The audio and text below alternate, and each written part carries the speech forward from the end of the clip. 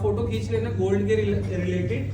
ये देखिए 2020 में गोल्ड ने 18% रिटर्न दिया था, 21 में -4 दिया था, देन 22 में फिर 14 सो एंड सो, 2025 में 60% का रिटर्न दे दिया। ऐसा क्या हो गया कि एक ही दम लोगों को आत्मग्लानि होगी कि गोल्ड लेना है या कुछ ऐसा करना है कि 60% का रिटर्न आ गया। तो हम बहुत बेसिक चीज स्कूल में भी पढ़ते थे, डिमांड एंड सप्लाई, ठीक है।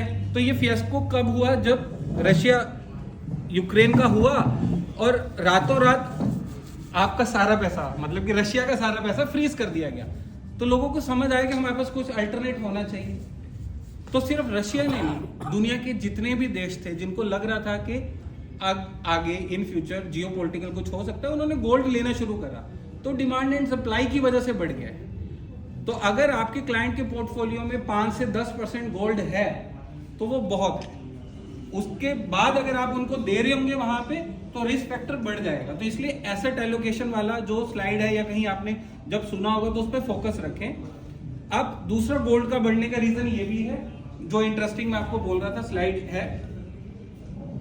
आप ये देखेंगे यहाँ पे ना छोटी कार दिख रही है और ये गीजा का पिरामिड भी दिख रहा है। तो ये रेफरेंस के लिए है।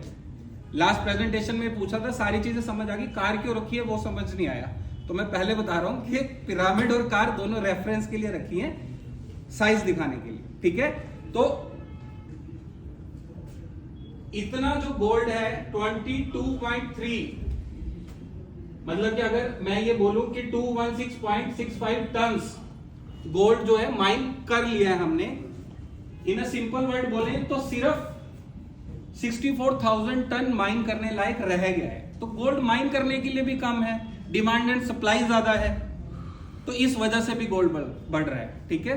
सो ऑन बाकी चीजों के लिए भी, प्रीशियस मेटल के लिए भी यही है। जैसे कि आज तो भी सिल्वर 2 दिन से गिर रहा था, ठीक है। तो सिल्वर का क्या रीजन है? सिल्वर का सिंपल रीजन है, सबसे बड़ा प्लेयर वर्ल्ड के अंदर चाइना है। तो जब वो रशिया के साथ हुआ तो चाइना गोल्ड खरीदने लग गया, तो गोल्ड बढ़ गया।